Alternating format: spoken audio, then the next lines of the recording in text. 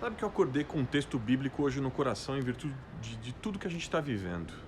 Aquele texto que diz: depois disso olhei e diante de mim tinha uma grande multidão que ninguém podia contar, de todas as tribos, povos, línguas, de pé diante do trono do Cordeiro com vestes brancas, segurando palmas.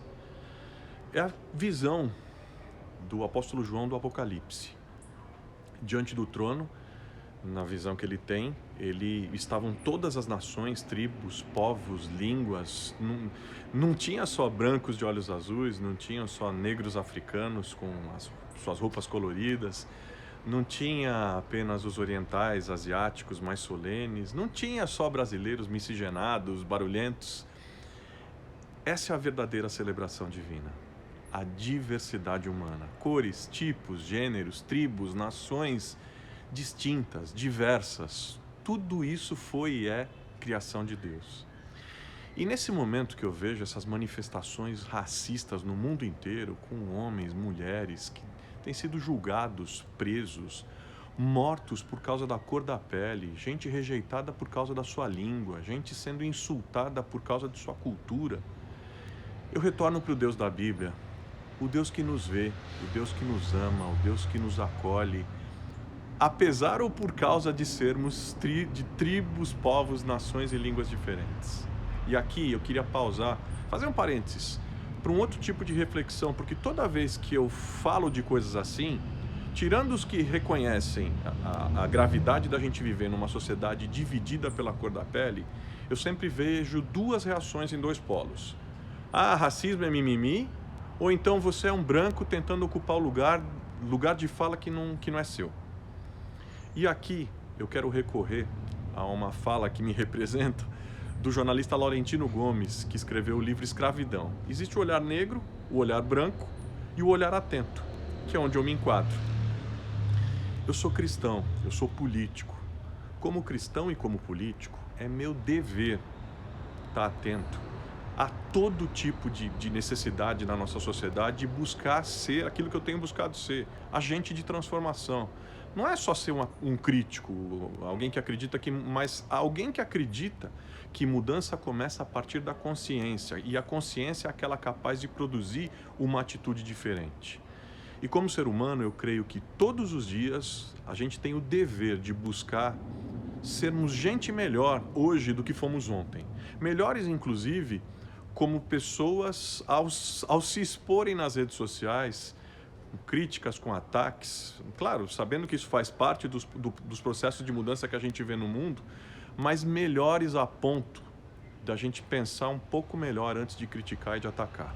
Enfim, fecha parênteses, voltando à reflexão que eu queria deixar aqui com vocês nesse domingo. Todos os dias, jovens, crianças, homens, mulheres, são de alguma forma humilhados, presos, mortos em diferentes lugares do planeta por causa da cor da sua pele. São seres humanos amados igualmente por Deus. Um Deus que não discrimina nem diferencia ninguém.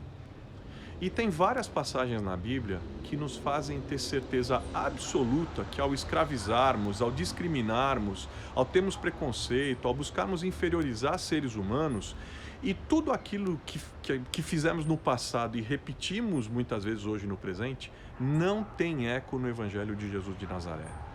Na visão celestial do apóstolo João, que eu estava me lembrando, que eu estava mencionando agora há pouco, todos os seres humanos, com suas cores, línguas, cânticos, vestimentos, culturas, estão ali diante de Deus.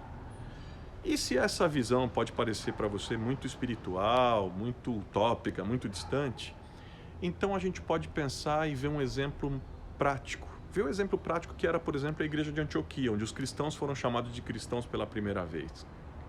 Lá havia profetas e mestres, Barnabé, Simeão chamado Níger, Lúcio de Cirene, Manaém, que foi criado com Herodes, e Saulo. E aí eu te pergunto, qual o critério do Espírito Santo para determinar quem era profeta e quem era mestre? A cor da pele? Quem era o Simeão chamado Níger, se não um negro? A nacionalidade? Volto para o Simeão. Quem era o Simeão chamado Níger, se não um africano migrante? Riqueza ou pobreza? Posição social? Quem era Manaém? Irmão de Herodes, portanto. um cara de família nobre, convivendo com outras pessoas de classes sociais. A origem da família? Quem era o Saulo, se não alguém que era filho de uma e de um cidadão romano? Não tem nada mais estúpido do que racismo. Não tem nada mais estúpido que exclusão por classe social, por preferência ou preferência de cultura, uma em detrimento da outra.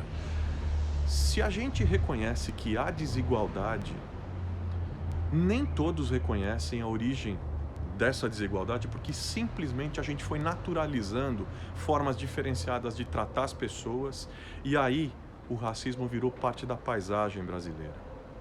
Se no passado a lei homologava essa discriminação imoral, a imoral escravidão, o apartheid, hoje, a gente anestesiado pelo sofrimento que a gente vê uma atitude errada e acha que é natural. A gente não se percebe mais nem o quanto a gente é racista e o quanto os brancos acumularam privilégios ao longo dos anos. Porque a gente acha que isso é normal, afinal de contas, até pouco tempo, os negros eram escravos dos brancos aqui no Brasil, o último país das Américas a eliminar a escravidão. Essa imoralidade legalizada pode ter acabado, mas ela trouxe o racismo estrutural, que perpetua esse sistema de vantagens, privilégios e obstáculos, oportunidades e inadequações, acessos e dificuldades. E aí, ser discípulo de Jesus é resistir a isso, é denunciar esse sistema, é se comprometer com o seu evangelho. O evangelho não se submete a nenhum tipo de ideologia ou de sistema social. Ele derruba as lógicas humanas, os muros de exclusão, os muros de privilégio. O evangelho nos impõe uma espiritualidade ética. Seguir a Jesus é compreender que a luta contra o racismo também é um valor moral. Mas não é apenas compreender, é enfrentar, é se comprometer. A gente precisa de uma ação do Espírito Santo em nós para que a gente tenha a prática de uma fé libertadora, comprometida com essas coisas. E para celebrar esse dia de Pentecostes, eu quero encerrar com uma frase de um filho de ex-escravos, William Seymour, que liderou o movimento pentecostal e ficou conhecido pelo reavivamento da Rua Azusa, que era um espaço que reunia negros e brancos. Eles diziam: a linha da cor foi superada pela linha do sangue. Ou seja, seguir a Jesus é superar toda e qualquer discriminação racial. A vida dele faz isso em nós. Se o nosso Deus cria, celebra e ama todas as culturas, cores, todas as raças, línguas, povos, por que é que a gente insiste em pensar, sentir e agir de forma diferente dele? Depois da provocação que eu fiz ontem, eu deixo aqui com você essa reflexão.